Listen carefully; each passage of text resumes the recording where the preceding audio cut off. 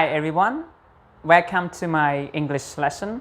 and in this video I'm going to teach you the difference between a number of and the number of. Okay. ចឹងក្នុងវីដេអូនេះលោកគ្រូនឹងបង្រៀនយើងអំពីលក្ខណៈខុសប្លែករវាង a number of ហើយនឹង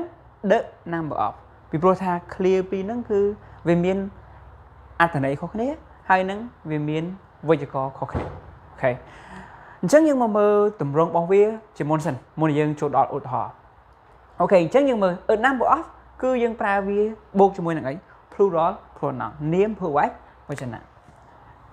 អញ្ចឹងបើសិនជាយើងប្រើ clear a number of ជាមួយនឹងនាម plural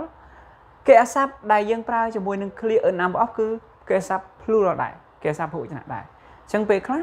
សិស្សភាគច្រើនគាត់យល់ច្រឡំយ៉ាងម៉េចគាត់ឃើញ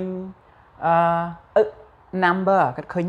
ព្រោះយើងធ្លាប់រៀនយើងដឹងថាវាជា singular វាដាក់នៅមុខ singular noun អញ្ចឹងហ៎ប៉ុន្តែចំពោះ clear a number of គឺគេអាស័ព្ទឲ្យមាន singular ទេអញ្ចឹងគេអាស័ព្ទដែលប្រើជាមួយនឹង a number of គឺយើងត្រូវតែប្រើគេអាស័ព្ទ plural អញ្ចឹងយើងកុំយល់ច្រឡំទៀតណាអូខេតែចំពោះអី the number of វិញ the number of គឺយើងប្រើជាមួយនឹងនាម plural ដូចជានឹង a number of ដែរប៉ុន្តែវេយ្យាករណ៍វាគឺខុសគ្នាវានៅពីក្រោយដៃគេអាស័ព្ទអី singular វិញឃើញទេបាទអញ្ចឹងវេយ្យាករណ៍វាគឺខុសគ្នារីឯអត្ថន័យវាក៏ខុសគ្នាដែរខុសគ្នាយ៉ាងម៉េចអូខេអញ្ចឹង a number of គឺយើងប្រែថាមួយចំនួនចំណែកឯ the number of វិញយើងប្រែថាចំនួននៃអូខេអញ្ចឹងអត្ថន័យវាខុសគ្នាហើយវេយ្យាករណ៍វាខុសគ្នាទៀតឥឡូវដើម្បីឲ្យយល់ច្បាស់យើងចូលទៅមកឧទាហរណ៍របស់គ្នាណា Okay, the first example, a number of students are going to the class vacation. ចឹងកន្លែងនេះយើងប្រែថាម៉េចប្រែថាសិស្សមួយចំនួនពីព្រោះយើងចំណាំថាឲ្យតែ clear a number of យើងប្រែថាមួយចំនួនសិស្សមួយចំនួនអូខេយើងឃើញនេះ student កន្លែងនេះគឺ plural noun ដល់ពេលគេអាស័ព្ទគឺអីគឺ plural ដែរអូខេចឹងសិស្សមួយចំនួនគឺនឹងអីគេទៅធ្វើដំណើរវិស្សមកាលជាលក្ខណៈថ្នាក់រៀន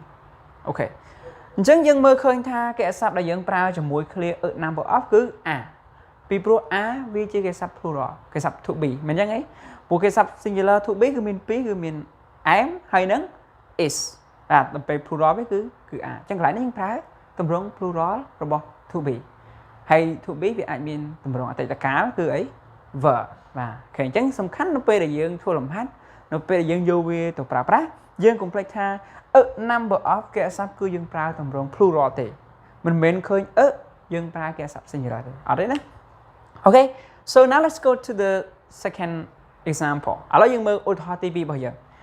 the number of students is increasing this year អញ្ចឹងកន្លែងនេះគេប្រើ clear អីវិញម្ដងគេប្រើ clear the number of បាទអញ្ចឹង clear the number of បើយើងប្រែន័យវាប្រែថាម៉េចចំនួននៃឥឡូវប្រែថាមួយចំនួនណាចំនួននៃសិស្សអញ្ចឹងយើងឃើញ student នេះគឺជា plural noun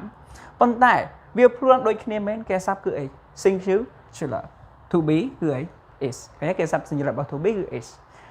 យើងមើលឃើញថាអានេះ plural ដូចគ្នាប៉ុន្តែមិនថាអានេះយក is មិនថាលើយក a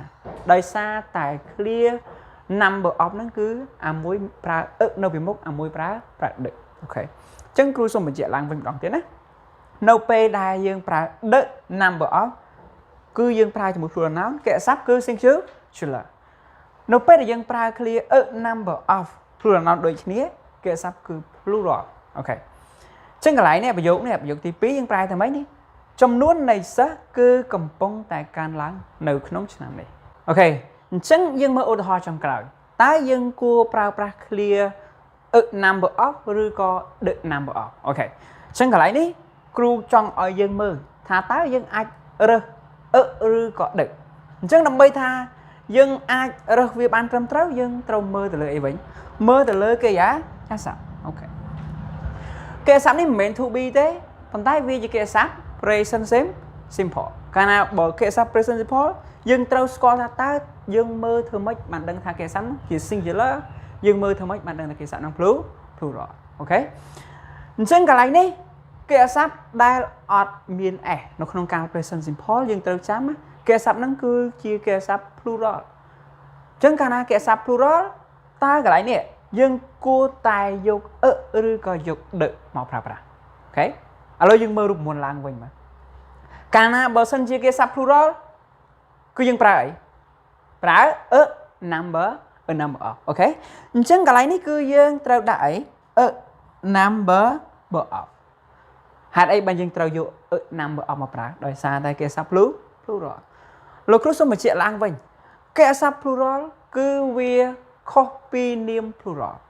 plural noun dương mình thèm ai còn tay trong plural verb nó không present simple cứ ở miền ai thế còn tay vì tùy từ vĩnh bờ sân chia kẻ sắp nè cứ chia kẻ sắp singular vì trâu mình thèm ai vĩnh thấy còn à kẻ sắp này singular vì miền ai chứ bọn niệm singular miền ai chứ miền ai việc tùy kia rồi viên noun hay nâng verb ok present ba cái này cứ đã kẻ sắp này singular vậy ta cái này này nhưng cua pra ở card ọt và ọt cái đi đòi xa ta bờ sân thì kẻ sắp này singular cứ nhưng trâu pra clear the number of ok chẳng cái này cứ nâng đồ đại vậy đợi vậy ok đòi xa ấy kì dương thơ mấy ở việc srop này the number pra cho mùi nâng singular verb đó về